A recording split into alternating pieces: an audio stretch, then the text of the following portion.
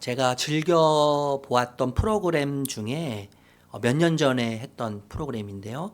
히든싱어라고 하는 프로그램이 있어요. 아시나요? 히든싱어. 가수와 그리고 그 가수를 흉내내는 모창 가수가 이렇게 그 보이지 않는 박스에 이렇게 들어가요. 번호가 새겨져 있는 박스에 들어가서 노래를 부르는 거예요. 이제 방청객과 또 연예인들이 이렇게 앉아가지고 노래를 들으면서 진짜 가수가 누구인지를 맞추는 거죠. 1번에 진짜 가수가 있다라고 생각하면 1번을 누르면 돼요. 2번 박스에 진짜 가수가 들어가 있다고 생각이 되면 2번 버튼을 누르면 되는데, 연예인들 중에 확신하면서 2번이다 라고 말하는 경우가 굉장히 많아요. 1번이다 2번이다. 왜냐하면 나는 어려서부터 이 사람과 아주 특별한 관계에 있었고 생활을 많이 했기 때문에 이 사람 목소리를 내가 너무나 잘한다는 확신 속에서 노래를 듣는데, 대부분 다 어땠을까요? 맞추지 못하는 거예요. 진짜 가수를 맞추지 못해요. 그러니까 진짜 가수보다 더 진짜 같은 가짜 가수들이 나와서 노래를 하는 경연 대회가 히든싱어라고 하는 프로그램이죠. 여러분, 그 가수와 똑같이 노래를 부르기 위해서 얼마나 많은 노력을 했을까요? 똑같은 목소리로 모창 가수로 생활하기 위해서 얼마나 많이 혹독하게 훈련을 했겠습니까? 12절 말씀 우리 다시 한번 읽어보도록 할게요. 12절 시작. 형제자매 여러분, 내가 여러분과 같이 되었으니 여러분도 나와 같이 되기를 바랍니다. 여러분이 내게 해를 입힌 일은 없습니다. 갈라디아 교회 신자들은 지금 잘못된 가르침에 빠져 있어요. 현혹되어 있어요. 핵심은 율법주의죠. 율법주의. 율법주의가 무엇을 이야기합니까? 종교적 핵심 사상을 가르치는데 종교의 특성을 이야기하는 거예요. 보상이죠. 보상. 하나님과 우리와의 관계를 보상으로 규정해요. 내가 하는 행위에 따라서 내가 하나님으로부터 무언가를 받을 수 있다는 거죠. 대가죠. 공로죠. 인과응보예요. 불교에서 말하는 인과응보. 율법주의의 핵심이 여기에 있는데, 이 율법주의의 거짓 가르침에 갈라디아 교회 성도님들이 현혹되어 있습니다. 그래서 유대인들처럼 생활하고 있어요. 신앙생활을요. 지키지 않아도 될 절기들을 지키기 시작했고 제사들을 지키기 시작했어요. 여러 종교적 규례들을 지키기 시작한다는 것이죠. 그래서 바울과 이 갈라디아 교회 신자들은 아주 불편한 관계가 되었을 것이 뻔합니다. 이런 불편한 상황 가운데 바울이 갈라디아 교회를 향해서 명령을 하는데, 그 명령의 핵심이 뭐냐 하면 자신처럼 되라는 말이에요. 나처럼 되라 이렇게 이야기해요. 자신을 본받으라는 말이지 않습니까? 나처럼 되라. 자신을 본받으라는 말은 사실 여러분 쉽게 할 수 있는 말이 결코 아니죠. 나를 본받아, 나처럼 돼라고 하는 말은 결코 쉽게 할 수 있는 말이 아니에요. 바울의 이 말은 바울이 건방 떨면서 하는 말이 결코 아닐 것입니다. 만약에 바울이 여러분 저처럼 되십시오라고 이렇게만 이야기했다면 오해하기 쉬울 것 같아요. 오만에서 교만에서 비롯된 바울의 심각한 질병, 교만적 질병이라고 생각할 수 있을 것 같아요. 그런데 바울이 여러분 나처럼 되십시오라고 말하기 전에 무엇을 이야기합니까? 내가 여러분처럼 된 것처럼, 여러분같이 된 것처럼 여러분도 저처럼 되십시오 이렇게 이야기하는 거예요. 여기에 우리가 주목해야 하는 것이죠. 바울은 나처럼 되어라, 나를 본받으라 이렇게 몇 번 말한 적이 있어요. 유대 땅, 이 로마 시대의 황제가 이 광범위한 땅을 다스리기가 어려웠기 때문에 분봉왕을 세웠어요. 그 지역의 왕 대신 통치할 수 있도록 분봉왕, 권한을 주고 분봉왕을 세웠는데, 당시에 유대 땅을 다스렸던 아그리빠 왕이 있습니다. 이 아그리빠 왕 앞에서 바울이 이렇게 이야기해요. 사도행전 26장 29절 읽어볼게요. 같이 시작. 나는 임금뿐만 아니라 오늘 내 말을 듣고 있는 모든 사람이 이렇게 결박을 당한 것 외에는 꼭 나와 같이 되기를 하나님께 빕니다. 자신처럼 되라고 지금 빌고 있는 거예요. 결박된 것 외에는 나처럼 되기를 지금 왕 앞에서 이야기하고 있는 것이죠. 고린도전서 11장 1절도 읽어볼까요? 고린도전서 11장 1절 시작.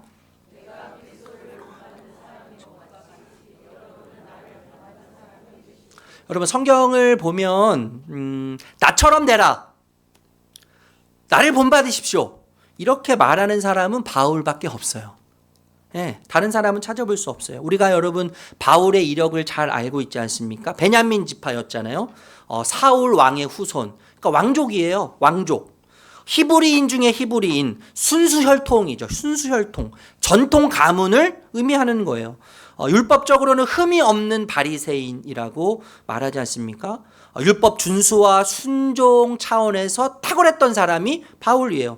그러니까 여러분 그 당시에 모든 율법을 지키는 것만큼 내세울 자랑할 만한 거리가 없는 것이죠. 그러니까 절대 자랑할 거리가 바울에게는 있었어요. 열정이 아주 특출한 사람이었습니다. 그래서 사람들을 죽여가면서까지 교회를 핍박하죠.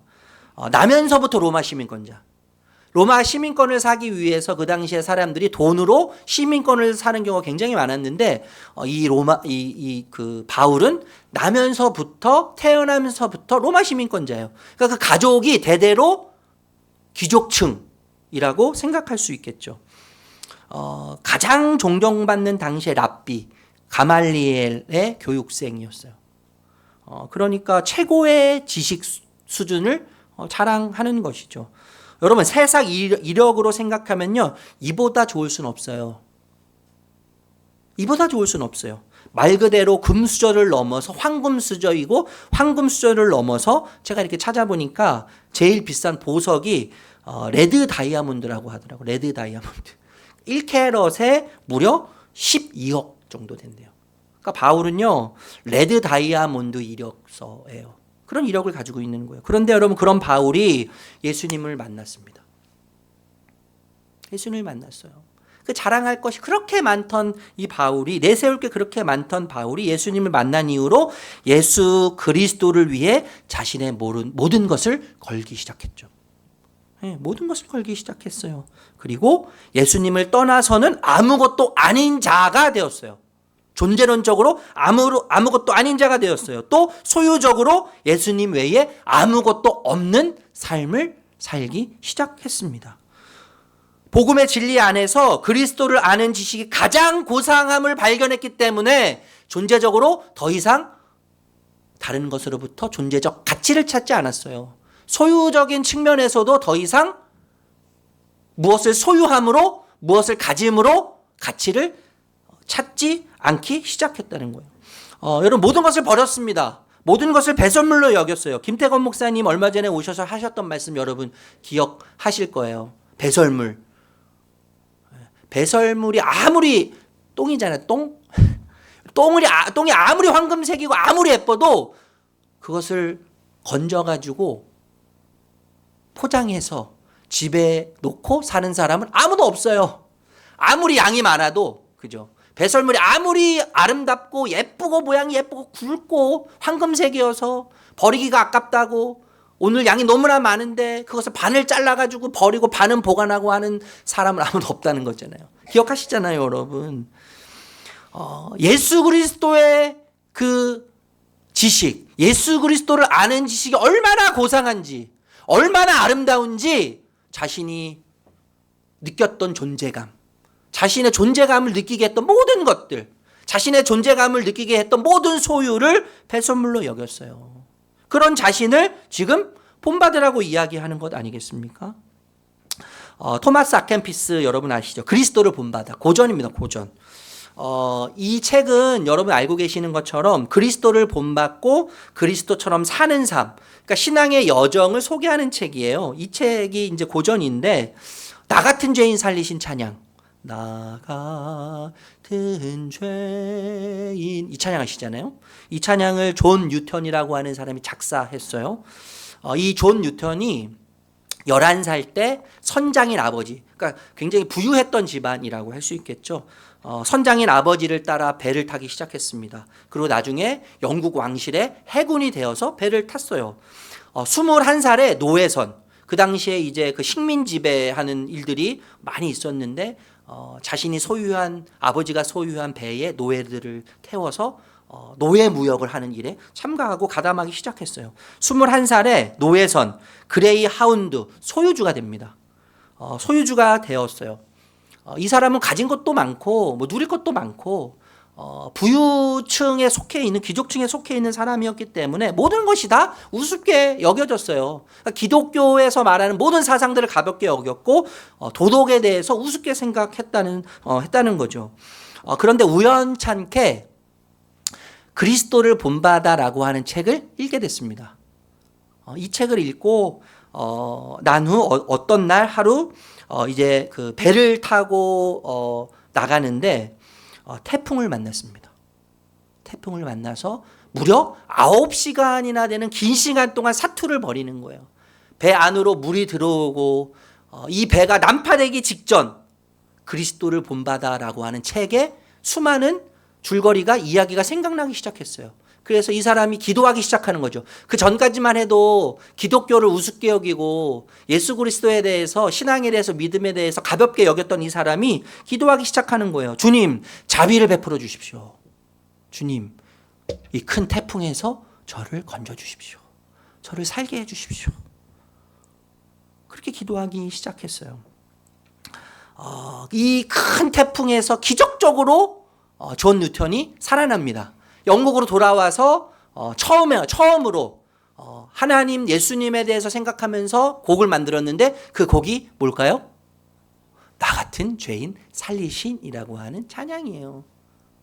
내가 예전에는 내 소유 때문에 내가 가지고 있는 것이 너무나 풍성하기 때문에 내 소속 때문에 내가 최고인 줄 알았지만 모든 것이 내 마음대로 내가 원하는 대로 내가 주인이 되어서 살 수 있을 거라고 생각해서 그렇게 살았지만 태풍을 만난 이후에 자신의 무능력을 깨닫는 것이죠. 인간의 힘으로는 내 스스로는 할 수 있는 것이 아무것도 없구나라고 하는 가장 고상한 그리스도 안에서의 복음을 발견함으로 이 찬양을 짓기 시작한 거예요. 나 같은 죄인 살리신 주님, 내가 아무리 많은 배를 소유했어도 내가 사회적으로 아무리 귀족층이라고 할지라도 그 누군가가 나를 부러워한다 할지라도 주님, 나는 죄인입니다. 이 고백이죠. 이 고백이요. 주님, 나는 죄인입니다. 그 죄 많은 죄인이 나를 살리신 주님의 은혜, 그 은혜가 너무 귀합니다. 주님을 아는 것이 내가 가지고 있는 그 소유의 배보다 내가 누리고 있는 세상적 지위보다 훨씬 고귀하고 훨씬 고상함을 고백합니다. 그래서 이 찬양을 불렀을 거라고 생각합니다. 그래서 여러분 목사가 되지 않습니까? 나중에 목사가 돼서 평생 설교자로서 예수님을 담는 일, 예수님을 흘려보내는 일에 모든 것을 걸고 목숨을 걸고 끝까지 살았어요. 요즘 여러분 개인기 하나쯤 있는 시대죠. 개인기. 그죠? 양선자 집사님도 개인기가 있으실 것 같아요. 저도 개인기가 있어요. 혹시 보고 싶은 분들, 궁금하신 분들은 예배 후에 목양실로 오시면 제가 제 개인기를 보여드리도록 할게요. 어디 가서 자기를 어필할 때 개인기 하나씩 다 기본적으로 가지고 있어요. 특별히 성대모사. 요즘 정말 많이 하지 않습니까? 모창 가수들이 제가 시작할 때도 말씀드렸지만 모창 가수들이 정말 많아요. 뭐 나훈아 같은 경우는 정말 많죠. 그 표정. 뭐 일부 있잖아요. 제가 흉내낼 수는 없지만 나훈아, 뭐 너훈아, 방쉬리. 방쉬리의 모창 가수가 방쉬리예요. 방쉬리. 배칠수. 싸이의 모창 가수 이름을 아십니까? 싸이버거. 싸이버거라고 해요. 조용필의 모창 가수 이름은 주용필. 현철 씨의 그 모창 가수 이름 뭔지 아세요? 현찰. 현찰이라는 거예요. 그런데 여러분 이분들을 보면 목소리만 흉내내지 않는다는 거예요. 목소리만 흉내내지 않고 옷 스타일, 헤어 스타일, 그리고 표정. 그 나훈아 씨의 그 표정 있죠? 표정. 액세서리 모든 것을 다 모방해요. 네. 그런데 진짜 신기한 게 진짜인지 가짜인지 모를 정도로 똑같아요. 시작할 때도 말씀드렸죠. 얼마나 연습을 했겠어요. 피나는 노력을 얼마나 많이 했겠습니까?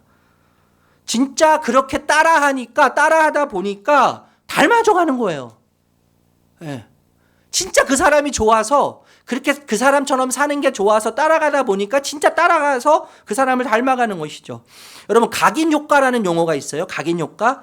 갓 태어난 오리 새끼는요 처음에 딱 눈을 뜨자마자 본 대상을 어미로 삼는다는 거예요. 그래서 딱 처음에 태어나서 오리 새끼는 그 본 대상을 내 어미다. 그러면서 어미라고 여기는 그 대상의 모든 행동을 따라 한다는 거예요. 그리고 심지어 그 대상이 어떤 대상이 됐든 사랑한다는 거죠. 이게 각인 효과예요. 반대로 여러분 상호 각인 효과가 있다는 거예요. 너구리를 대상으로 해서 연구를 했는데 어떤 학자가 연구를 했는데 너구리를 따라다녔다는 거죠.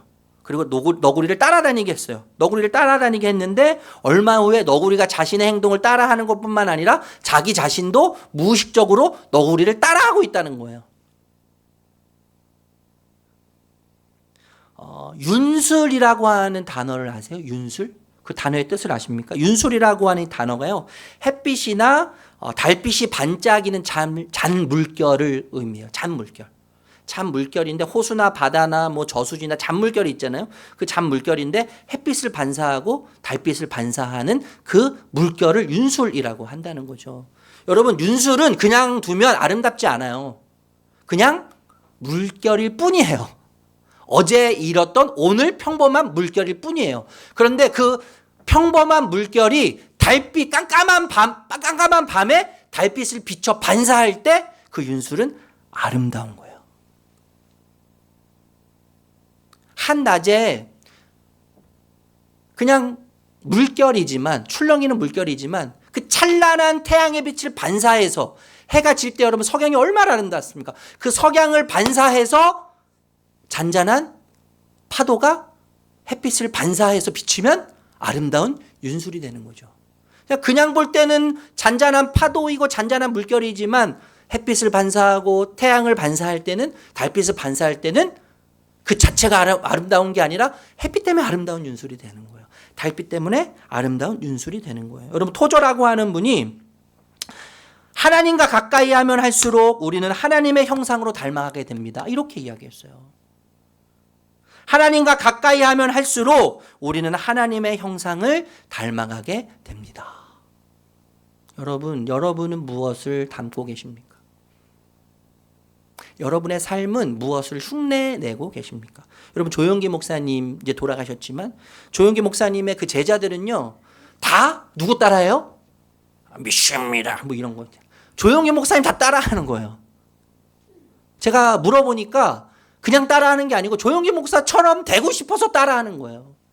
그 조용기 목사님을 사랑하고 그분을 너무 존경하다 보니까 그분을 따라가고 싶고 그분을 닮고 싶어서 아멘, 이걸 따라한다는 거죠. 웃기잖아요, 여러분. 되게 웃기잖아요. 근데 일리 있는 이야기예요. 여러분, 좋아하면 닮고 싶고 사랑하면 닮고 싶고 그 사람 하나하나 모습을 보면서 다 닮고 싶은 거예요. 그런데 가까워지면 닮아가는 거예요. 제자가 되면 닮아가는 거예요. 이게 신비 아니겠습니까? 하나님과 가까이 하며, 하나님을 가까이 하면 할수록 우리는 하나님의 형상을 닮아가게 되어 있어요. 예수의 냄새가 나게 되어 있는 거예요. 복음의 냄새가 나는 거죠. 가까이 하면 닮아가고, 그래서 사랑하면 닮기 마련입니다. 그래서 본받기 원하고 닮기 원하면 가까이 하면 되는 거예요. 사랑하면 되는 것이죠. 여러분, 이 사랑에는 우리가 알고 있지만 둘이 하나 되게 하는 힘이 있지 않습니까? 사랑에는요, 둘이 하나 되게 하는 힘이 있어요. 예. 특히 사랑은 하나님의 본질인데, 사랑은 하나님과 하나 되게 하고, 사랑은 하나님을 중심으로 하는 공동체 모든 구성원들을 하나 되게 하는 힘이, 강력한 힘이 그 속에 담겨져 있다고 이야기할 수 있는 것이죠. 여러분, 바울이 나를 본받으라, 나같이 되라, 건방 떠는 것이 결코 아닙니다. 건방 떠는 것이 아니에요. 13절 14절 읽어볼게요. 13절 14절 13절 14절 시작.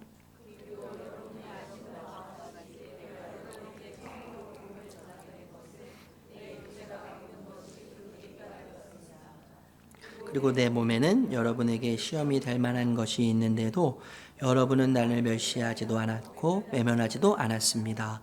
여러분은 나를 하나님의 천사와 같이 그리스도 예수와 같이 영접해 주었습니다. 바울이 갈라디아 지역을 방문한 이유는 복음을 전하고 교회를 개척해서 교회를 세우기 위함이 결코 아니었다는 거예요. 아이러니하게도 바울이 갈라디아 지역을 방문한 이유는 병 때문이었다. 질병 때문이었다는 거예요. 자신의 연약함, 장애물처럼 느껴지는 자신의 인생 스토리 때문에 갈라디아를 방문했다는 거예요. 이 바울의 질병에 대해서 여러 견해가 있고 여러 의견이 있습니다. 15절에 우리가 이따가 읽겠지만, 좀 전에도 읽었지만 15절에 눈이라는 표현이 있어요. 눈. 이 눈이라고 하는 표현 때문에 바울이 안과적 질병을 앓고 있었을 것이다, 이렇게 생각하는 사람들도 있고, 그동안 바울이 복음을 전하면서 복음의 진보 때문에 수많은 핍박과 채찍질을 당하지 않았습니까? 그래서 육체적으로 굉장히 연약해져 있었을 것이다. 그래서 회복이 필요했을 것이다. 쉼이 필요했을 것이다, 이렇게 주장하는 사람들도 있어요. 간질이라고 주장하는 사람들도 있어요. 말라리아라고 생각하는 사람도 있습니다. 당시에 말라리아 치료법, 저도 군대에서 말라리아 걸려봤는데 몸살보다 한 20배 정도는 고통스러운 것 같아요. 이 말라리아 당시에 이제 걸리게 되면 치료법이 약이 특별히 존재하지 않았기 때문에 이 고산지대로 가서 쉰다는 거예요. 고산지대에 가서 무작정 쉬는 건데, 실제로 갈라디아 지역이 어떤 지역이냐면 건조하고 선선한 기후가 특징일 뿐만 아니라 대부분 고원지대, 고산지대, 군웅이 많은 고산지대였다는 거예요. 그래서 실제로 말라리아에 걸린 사람들이 갈라디아 지역에 가서 회복하고 치료되기 위해서 거기서 요양하는 일들이 굉장히 많았다는 거예요. 여러분, 바울의 질병은 특정할 수 없습니다. 그렇죠? 여러 의견이 있지만 정확하게 바울의 질병이 어떤 거여서 갈라디아로 갔다고 특정할 수는 없어요. 질병의 목록은 매우 다양해요. 그런데 우리가 주목해야 될 것이 있어요. 그것이 뭐냐 하면 바울의 질병과 약함과 장애물의 종류나 수가 아니라는 거예요. 수가 아니라는 거예요. 여러분, 우리는 이런 고백하지 않습니까? 예수님이 다 하셨습니다. 예수님이 다 이루셨습니다. 이렇게 이야기할 때 우리가 뭐라고 반응해요? 표정들이 왜 이러시죠? 예수님이 다 이루셨습니다. 그죠? 억지로 하실 필요는 없어요. 예수님이 다 이루셨습니다, 이런 말을 하거나 예수님이 다 하셨습니다, 앞으로 예수님이 다 하실 것입니다, 이런 고백을 할 때 우리는요 당연히 아멘 한단 말이에요. 그죠? 그 말이 맞습니다. 그 말이 진리입니다. 예수님이 지금까지 하셨고 지금도 하고 계시고 앞으로도 하실 것입니다. 확신에 차서 아멘 한단 말이에요. 그런데 우리의 현실이나 우리의 일상은 어떠합니까? 예수님이 다 하셨다고 해요. 예수님이 완성하셨대요. 예수님이 다 이루셨대요. 십자가에서 다 이루셨다고 말씀하셨어요. 그런데 우리의 현실은 어때요?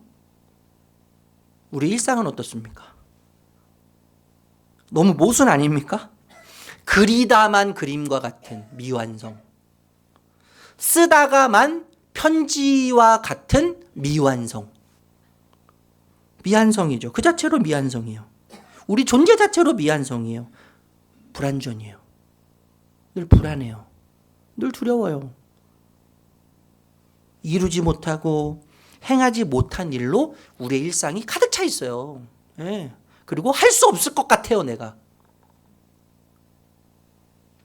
오늘의 현실은, 오늘의 일상은 변한 것이 전혀 없습니다. 예수님 다 이루셨다고 하는데, 예수님 완성하셨다고 하는데, 예수님이 다 하셨다고 하는데, 앞으로 하실 거라고 하는데, 변하는 것은 하나도 없어요. 여전히 내 안에 남아있는 부정적인 요소들이 있어요. 삶의 부족과 삶의 무게를 느끼게 하는 요소들이 아직도 여전히 남아있어요. 나의 기질적인 약함들도 있습니다. 과거의 실패도 있고 실수도 있어요. 상처도 있고요. 아픔도 있고요. 질병도 있어요. 여러분, 모든 것을 이루신 예수님, 모든 것을 다 하신 예수님 안에서 여전히 약함과 장애물이라고 하는 현실, 일상을 도대체 어떻게 해석해야 합니까? 어떻게 해석해야죠? 예수님 다 이루셨다고 하는데요. 완성하셨다고 하는데 어떻게 해석해야 돼요? 그 현실에 대해서 우리는 어떤 태도를 지녀야 하는 겁니까?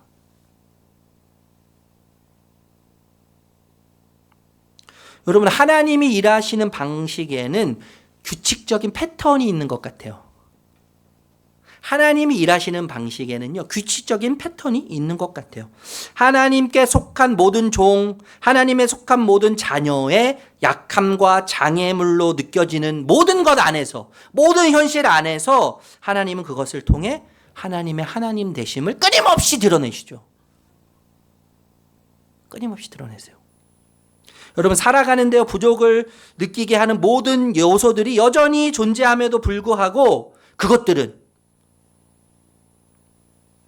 부정적인 요소들은, 나의 삶을 부족하게 느끼게 만드는 모든 요소들은 나의 기질적 연약함들, 과거의 실수와 실패와 아픔과 상처와 질병들, 나를 무력하게 만드는, 나를 절망 가운데 빠뜨리는 상과 같은 모든 현실들은 나를 향한 하나님의 계획, 하나님의 성취, 하나님의 일하심과 인도하심을 결코 방해할 수 없다는 겁니다. 방해할 수 없어요. 막을 수 없어요. 이 태도가 굉장히 중요한 거예요, 우리에게요. 여전히 우리의 삶을 바뀌지 않고 변한 것은 없지만 그럼에도 그것들이 나를 향한 하나님의 선한 계획을 방해할 수 없다. 나를 이끄시는 하나님의 주권을 결코 막을 수 없다라고 하는 태도가 너무나 중요한 것이죠. 그래서 여러분, 질병에 걸리는 바울의 약함은, 장애물은 그리스도의 능력이 나타나는 통로가 되지 않았습니까?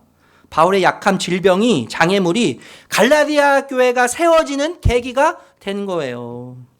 여러분, 물론 약함을 좋아하는 사람은 없습니다. 저는 약함을 찬양하지 않아요. 장애물을 찬양하지 않아요. 약함을, 또 장함을, 장애물을 기꺼이 기쁨으로 환영해 주는 사람은 아무도 없어요. 왜냐하면 폭풍우와 같은 거대한 절망과 좌절만 느낄 뿐이기 때문이죠. 여러분, 그깟 것 때문에 좌절하고 절망하십니까? 실패, 실수, 사람, 질병, 연약함, 부족함, 고작 그것 때문에? 라고 말씀드릴 수 없어요. 그렇게 이야기할 수 없어요, 사실 감히. 누군가의 아픔을 보면서, 질병을 보면서, 고통을 보면서, 장애물과 연약함을 보면서 그렇게 이야기할 수 없어요. 괜찮아요. 그렇게 이야기할 수 없단 말이에요. 왜냐하면 그 장애물은요, 약함은요, 너무 크게 보이기 때문이에요. 너무 크게 보여요. 나를 너무 절망하게 만들어요. 그런데 왜 하나님은 우리의 연약함, 장애물을 그대로 두실까요? 왜 그대로 두실까요? 그 약함을, 그 장애물을 왜 그대로 두실까요? 쏙 빼가지고, 그 장애물 속에서 우리를 쏙 빼가지고 건져내시면 하나님도 영광 받으실 것 같고, 나도 굉장히 믿음이 좋은 사람처럼 보일 수 있는 절호의 기회인데, 하나님은 우리를 그냥 그 절망 가운데 버려두시는 것처럼 느끼게 만들죠. 연약한 가운데, 장애물 가운데 그냥 버려두시고 그대로 두세요. 왜 그렇죠? 여러분, 약함, 장애물을 발견할 때 도달하게 되는 또 다른 결론이 무엇입니까? 또 다른 결론? 야, 나란 존재가 이것밖에 안 되는구나. 이거예요. 야, 나란 존재가 그렇게 대단한 줄 알았는데, 야, 나란 존재가 그것밖에 안 되는구나. 나란 존재가 이렇게 연약하고 이렇게 나약하구나. 여러분, 죄송한데요. 그런데 여러분, 저를 포함해서 우리 모두는요, 내가 나를 생각하는 것보다 훨씬 더 형편없다는 사실을 아십니까? 정말 죄송해요. 그런데 여러분이 생각하는 여러분 자신은 여러분이 생각하는 것보다 훨씬 더 형편없는 존재예요. 얼만큼이요? 예수님께서 십자가에서 죽으실 만큼이요. 그 하나님이신 예수님께서 십자가에 죽으실 만큼 저와 여러분은 정말 형편없는 존재예요. 우리가 생각하는 이하예요, 우리는 사실. 그 이하죠. 그래서 뭘 고백하게 됩니까? 나는 믿을 수밖에 없는 존재구나. 나는 믿을 수밖에 없는 존재구나. 나는 누군가를 의지할 수밖에 없는 존재구나라는 것을 깨닫게 돼요. 아, 나는 하나님을 믿을 수밖에 없는 존재. 나는 결국 하나님밖에 없구나. 하나님을 믿을 수밖에 없고 주님을 의지할 수밖에 없는 존재이구나. 또 다른 결론의 장애물이, 연약함이 우리를 안내하죠. 안내하는 거예요. 결국 여러분, 우리가 도달해야 될 종착지는 하나님이세요. 하나님이세요. 그래서 약함은 장애물은 궁극적으로 하나님께 도달하게 하기 때문에 영광이 되는 것입니다. 영광이 되는 거예요, 여러분. 나의 약함 장애물이 주님을 만날 때 나의 약함과 장애물은 주님의 능력이 머무르는 공간이 되는 겁니다. 아멘.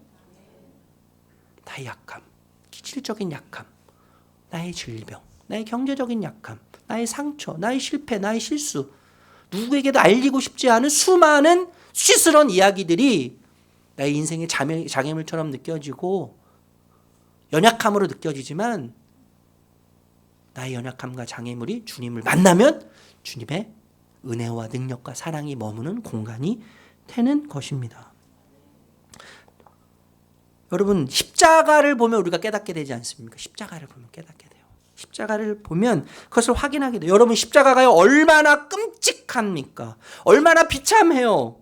십자가에 여러분 어떤 아름다움이 있습니까? 십자가에 어떤 사람들을 끌만한 매력이 있어요? 전혀 그렇지 않아요. 그런데 연약하고 장애물인 십자가는 인류를 살리기 위한 하나님의 최고의 계획이었죠. 그래서 십자가를 통해서 이 세상 무너진 하나님의 질서를 재편하는 하나님의 영광으로 십자가를 사용하시는 거예요. 하나님의 능력이고 하나님의 사랑이 십자가에 새겨져 있고 십자가라고 하는 공간은 하나님의 생명의 능력이 나타나는 새로운 공간이 되었어요. 여러분, 종교개혁자 마틴 루터가 이렇게 얘기했습니다. 하나님은 약함을 통해 우리가 붙잡고 있는 것을 내려놓게 하신다. 하나님은 우리의 약함, 우리의 장애물을 통해 우리가 붙잡고 있는 것을 내려놓게 하신다.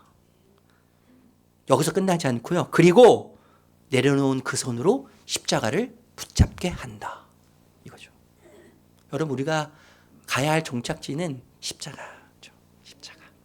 그리고 그 십자가에 매달리신 주님이에요. 그 주님. 그 영광스러운 주님.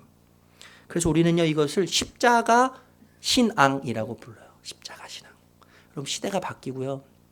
세대가 바뀌어도 우리 인간의 근본적인 결핍, 부족, 연약함, 장애물의 장애물을 통해서 궁극적으로 도달해야 될 곳은 십자가예요. 십자가. 15절에서 16절 말씀 읽을까요? 읽겠습니다. 시작.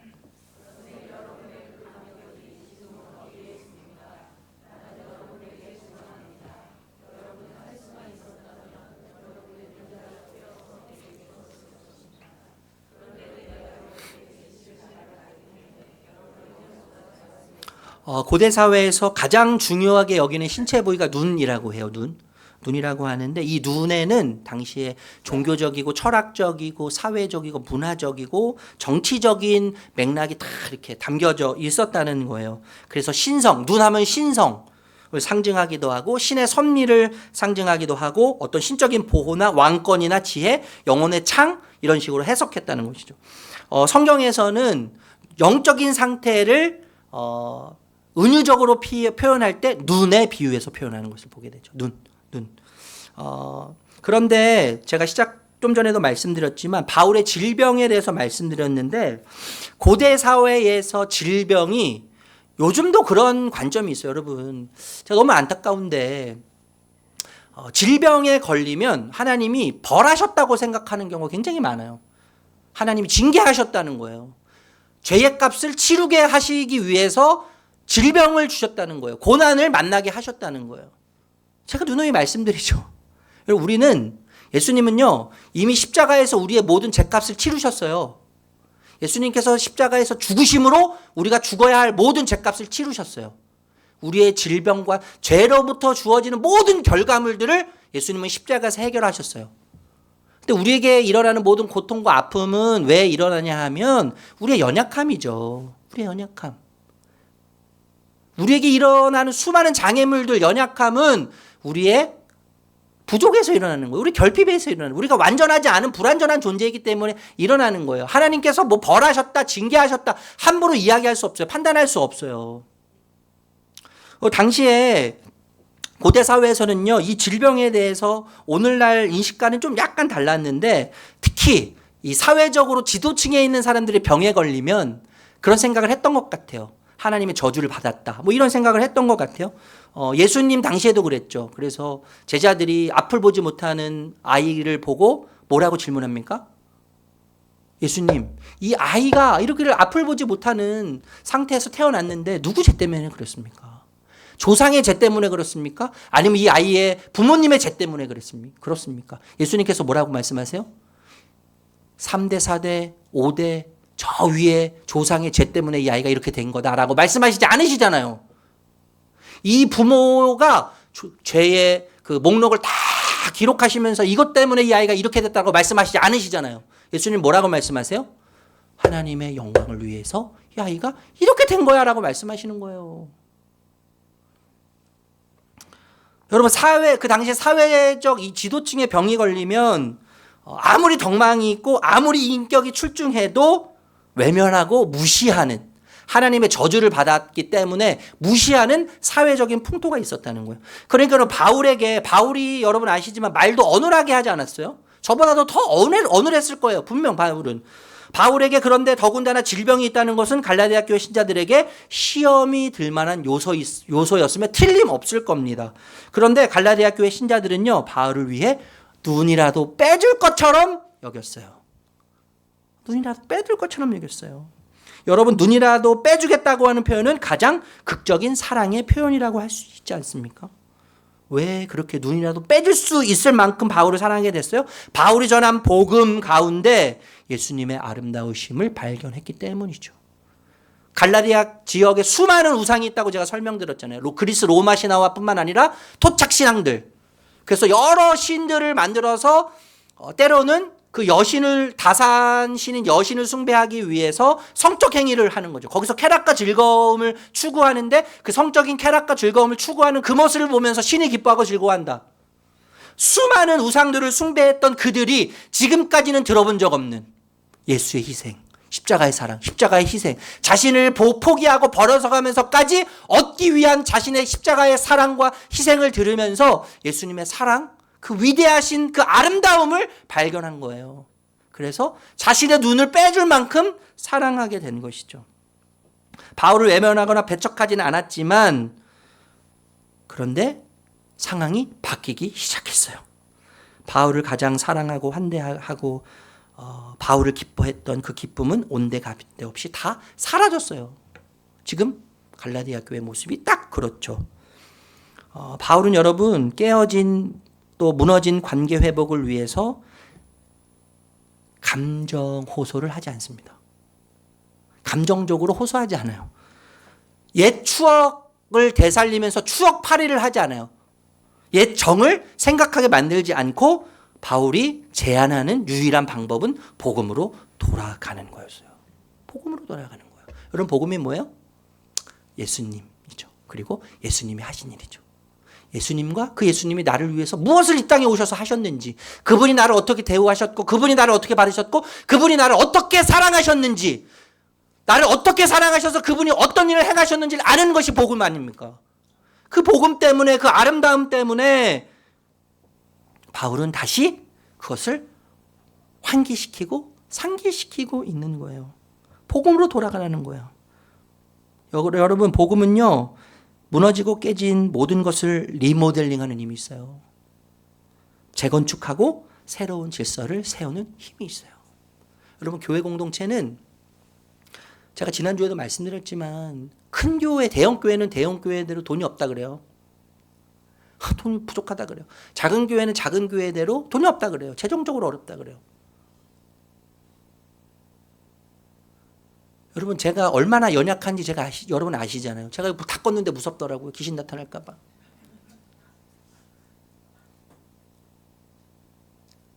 이 땅에 어떤 것도 완전한 게 없고 온전한 것이 없어요. 여러분 목사가요. 아무리 뛰어나고 아무리 훌륭해봤자 사람이에요. 목사의 연약함을 통해서 우리는 뭘 봐야 돼요?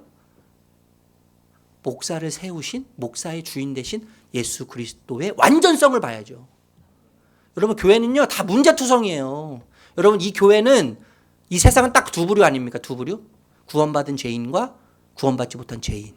교회는 딱 두 부류예요. 그래서 구원받은 죄인과 구원받지 못한 죄인. 다 죄인이에요. 우린 다 죄인. 우리가 잘나면 얼마나 잘났겠습니까? 그런데 우리 불완전한 공동체 속에서 우리는 뭘 봐야 돼요? 저 사람의 약점과 실수와 실패와 부족함을 보는 것이 아니라 뭘 봐야 됩니까? 야, 우리 이렇게 부족하구나. 우리 이렇게 연약하구나. 그렇지만 우리를 세우신 교회의 머리 대신 주님만 완벽하구나. 이거죠. 이걸 봐야 되는 거예요. 우리의 공동체는 연약하지만 우리 공동체는 저 완벽한 하나님 나라를 모방하는 이 땅이 하나님 나라에 불과하는구나. 그렇지만 우리에게 완벽한 하나님 나라가 있어를 생각해야 되는 것이죠. 그러니까 여러분 한마디로 이야기하면 복음이에요. 복음. 깨지고 망가지고 실패하고 무너진 우리의 모든 일상을 다시 회복하는 것은 다른 것이 아닙니다. 복음이에요. 복음. 예수님과 예수님께서 나를 위해서 하신 일이 무엇인지, 그분의 희생과 그분의 섬김이 무엇인지를 깨달아 아는 것, 그래서 그분의 발자취를 따라가는 것, 그 복음의 능력이 우리의 삶을 완전히 새롭게 하는 거예요. 말씀을 이제 마무리하겠습니다. 오늘 기독교 교전에 대해서 아까 말씀드렸는데 이제 채 200년도 되지 않은 100년 조금 넘은 기독교 고전이라고 할 만한 찰스 쉘던의 예수님이라면 어떻게 하실까라는 책이 있어요. 여러분 아시죠? 아마 읽어보진 않으셨더라도 책은 들어보셨을 거예요. 제목은 예수님이라면 어떻게 하실까. 미국의 도시의 한 담임 목사님이 주인공이에요. 헨리 맥스웰이라고 하는 목사님. 이 목사님이 목회하는 교회는 유명한 사람들, 돈이 많은 부자들, 부유한 사람들이 많이 다닌다는 교회로 소문이 났어요. 소문이 났고 찬양대는 이 지역에서 능력 있는, 노래를 잘 부르는 실력 있는 사람들로 구성된 찬양대라고 소문이 났습니다. 하루는 이 목사님이 설교 준비를 하고 계셨어요.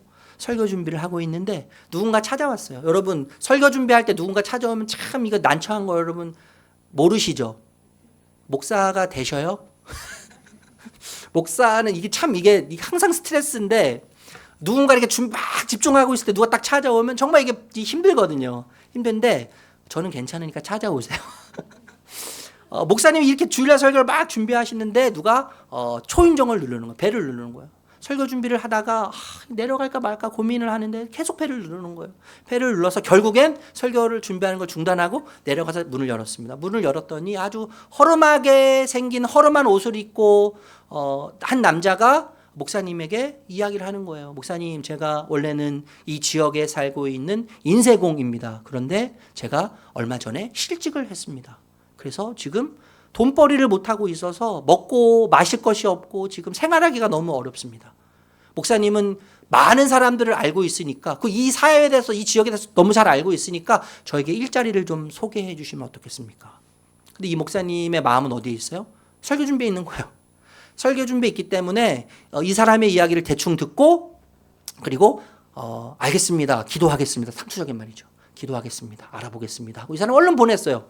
얼른 보내고 설교를 준비하는데 이 사람이 자꾸 생각나는 거예요. 이 실직자 인쇄공이 자꾸 생각나는 거예요. 그리고 설교 준비를 마무리했습니다. 주일날 예배 시간이 돼서 설교를 하시는데 설교 주제가 뭐였냐 하면 그날 주제가 예수님을 닮아가는 거예요. 예수님 닮기가 그날 설교 주제였어요. 설교를 이 목사님이 다 마치고 나서 마지막 찬양을 부르기 위해서 회중을 탁 일어나라고 하는데 갑자기 저 뒤에서 누가 막 뛰어나오는 거예요. 그리고 마이크를 딱 잡습니다. 찬양하려고 하는데 마이크를 잡더니 이 사람이 자기를 소개하는 거예요.